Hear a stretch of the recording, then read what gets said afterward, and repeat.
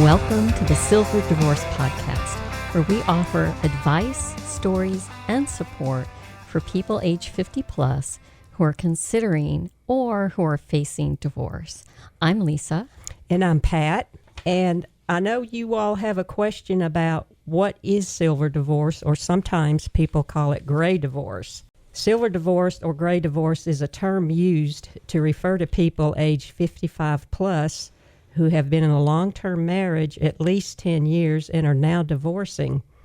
Sadly, in 2021, the U.S. Census Bureau said that nearly 35% of all divorces in the previous calendar year were involved with couples age 55 plus. The divorce rate for boomers, those born between 1946 and 1964, tripled from 1990 to 2021, and it's growing each year.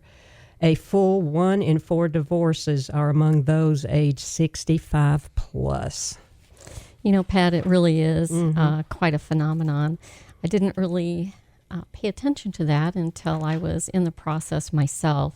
And once it became known that I was in divorce, I had so many people approach me who were in long-term marriages, who were considering divorce, and had so many questions about what they needed to do. And I found out that boomers are the most divorced generation it's of our huge. time. So, you know, you have to wonder, why is that happening? What is causing so many people to divorce after 30, 40 plus years of marriage? Well, there are many reasons. I think COVID had something to do with it, right, Lisa? COVID was huge in contributing to the explosion of divorce among boomers.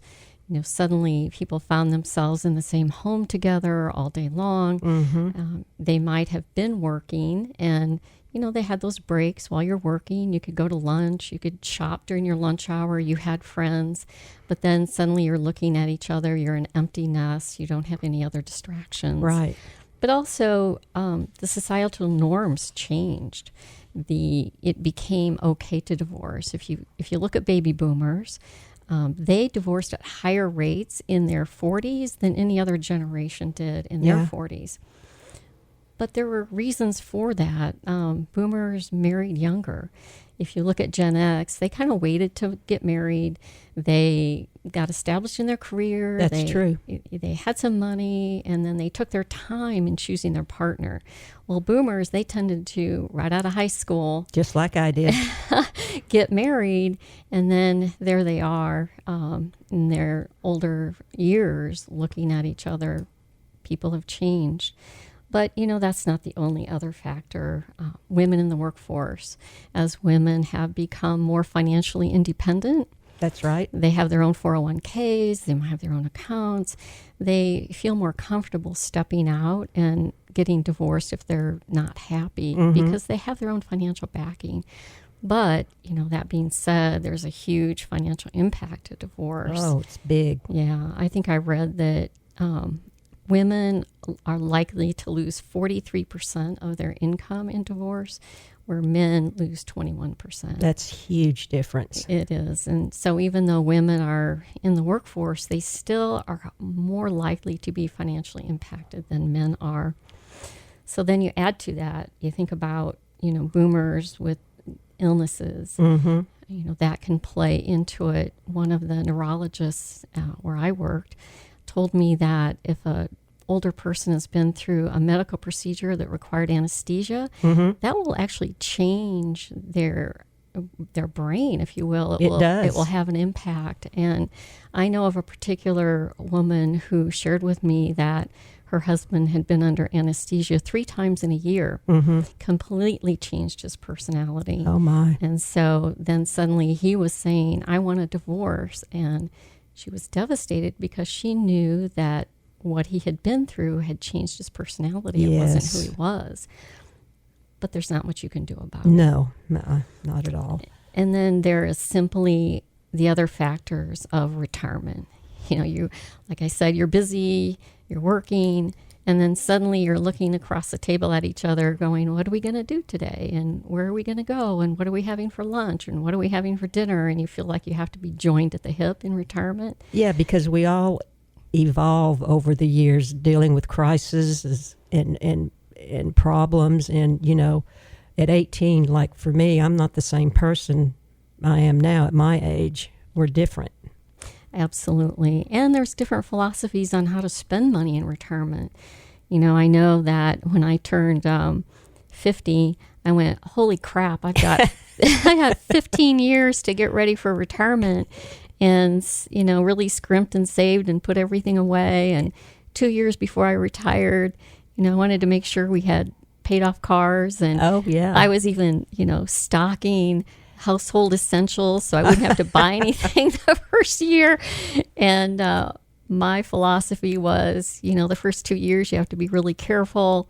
You know, I read you shouldn't spend more than $20,000 a year in your first year, get used to that lower income. Yeah. Well, your partner may be like, well, now it's time to spend what we earned. Yeah, go have fun. Let's go have fun. Let's travel. And so those differences in philosophy lead to oftentimes divorce. Yep. And then you have simply, you know, people might be using more alcohol in retirement. You know, they're home and maybe they're drinking more, or, you know, dabbling in some drugs, and that can lead to it. That's become a big issue now. Yeah. And finally, people look at the end of their road. You know, I'm 60 years old, and how do I want the rest of my life to play out? Yes. And sometimes they feel like they've missed out on something, and they want to go back and relive those years of 25 or 30 years old. But you're not the same person. You're not the same people. No. And all of those factors have played into why the divorce rate among boomers is just continuing to grow. It's skyrocketing. Well, I guess you're all kind of wondering what our background is. I can just share mine very briefly. My story began right out of high school many years back. I was just 18 years old, and I got married to a pastor's son. And we were married 29 years, had one daughter. Well, eventually he became abusive towards both of us. I found out later that there was a lot of sexual perversion going on. And it's like he led a double life. I know people have asked me, why didn't you know this? I mean, when they're really charismatic and they're good at hiding things, you don't know. It happens. And, yeah, that's very true. People who are trying to hide something are very good at hiding. Oh, they're excellent at it. And he was. And anyway, I filed for divorce. And, of course, my biggest emotion at the time was anger. I had found out a lot of things. A lot of worms came out of the woodwork afterward, things that I didn't know about. And 6 months later, he ended up in jail because of his sexual perversion after my divorce. And I honestly feel like it was God's timing to protect me and my daughter when that happened. And, of course, it was still traumatic to deal with the aftermath. And as his case went to trial, and of course it got in the papers, and we all had to deal with that. But afterward, I began seeking help and found Divorce Care. And Divorce Care is actually a 13-week class of support and help for those going through the trauma and chaos of divorce. It really helps you to get some perspective and get your feet on the ground. And it touches on many, many topics dealing with divorce. You talk about relationships. You get to talk about the financial aspects, the legal aspects, the emotional, the anger, the loneliness. It touches on every one of those. And I personally highly recommend Divorce Care. Eventually, I did become a facilitator of Divorce Care through my church and have done so for almost 20 years. And in future podcasts, I'll be able to share some stories and experiences I have encountered as a facilitator.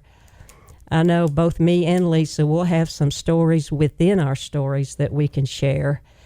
And our hope is that we can reach out and help each one of you during this emotional and overwhelming time in dealing with separation and divorce. And Lisa and I, our aim is to reach out and offer and give you some direction and some help.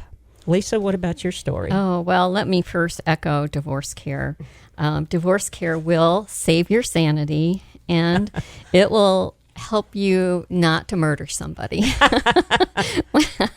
And I hear that a lot. Yeah.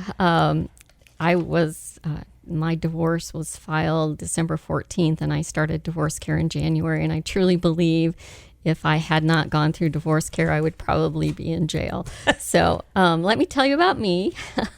I was married 34 years, and I was late to the marriage game. I didn't get married until I was 32. So I know you're sitting there doing the math, and you're wondering, how is it I'm able to sit up and take nourishment? But I was working at the time, and I continued my career through our marriage.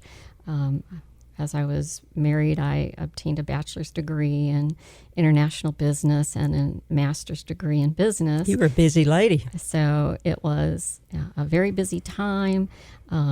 Like many marriages, we ebbed and we flowed. We had years where our marriage flowed, and there were times when it ebbed, but we managed to stay together and have a great family. In my career, I was fortunate in that I worked for the best healthcare system in the Chattanooga region. I was the vice president of marketing communications. I founded the physician sales team and managed it. I managed nurse triage, the physician answering service.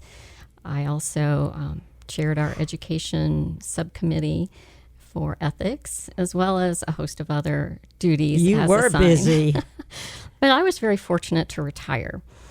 But 17 months after I retired, I was blindsided by divorce.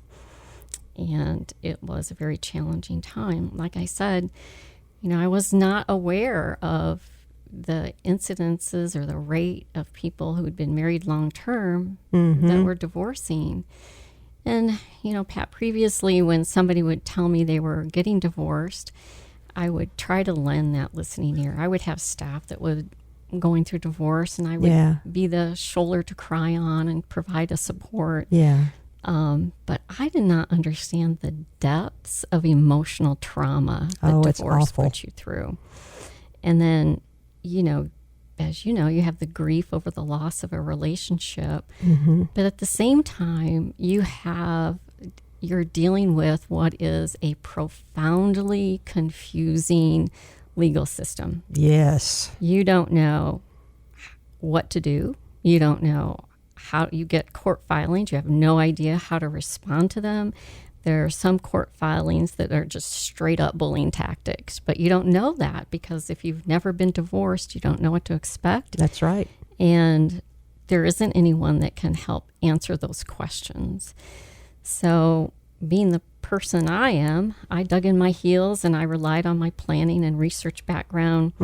I wanted to find answers. I wanted to know what was going to happen to me and how I was supposed to respond. Right. And you're talking about your future here. Absolutely. When you think about, the assets of a long-term marriage, there's a lot at stake. So I read everything I could get my hands on. I even watched videos that were education videos training other attorneys on family law. Yeah. So I would know what to expect. And you really done a lot of research. Yeah, I did. And that's why I want to do this today with you so that we can bring to people some light and some knowledge that help them get through the process much easier than I did. It is almost like you have to treat it like a business That's deal. right. I refinish wood. I have a workshop. Yeah. And they talk about combustible rags. You have to put your combustible rags in a metal can and put a lid on it so they don't catch fire. If you can find a way to put your emotions that could combust in that metal can and put a lid on it and treat this like a business relationship, a business plan, that the eventual outcomes, you'll be in a much better position. So that's why I wanted to do this with you, Pat, with your experience, so that we can help people through this there process. is just so much Lisa and I can share in future podcasts, just a plethora of topics that we'll be able to talk about. Yeah, so let's talk about that. What can you expect from us in future podcasts? Mm-hmm. Well, we're going to run the gamut. We're going to do everything from a deep dive into the legal process and let you know exactly how it works. Well, we're not attorneys. We're just people who have done a lot of work in the arena. We're going to bring on guests, and hopefully we can get some attorneys on here and answer your questions. We're going to talk about some of the emotional aspects of divorce. Yes. That's Pat's expertise. Yeah. How can you stand in your power throughout this process and not become a victim of divorce, but really take control? Mm-hmm. Well, if I can, I'll go into the emotional side of divorce, which, as Lisa stated, can be overwhelming, especially those like Lisa that's been blindsided when you get served with papers. There'll be shock, there'll be denial, there'll be confusion and fear.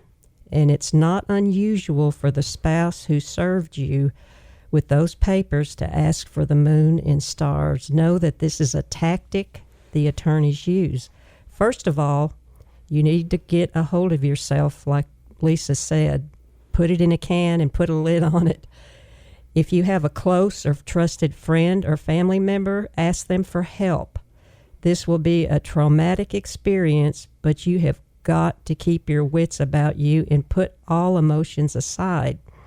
When you decide to sign off, what you decide to sign off on anything eventually affects the rest of your life and your future. Secondly, get a solid attorney. Do your research and your vetting before you decide on one. Someone you can be fairly comfortable with and feel like they have your back.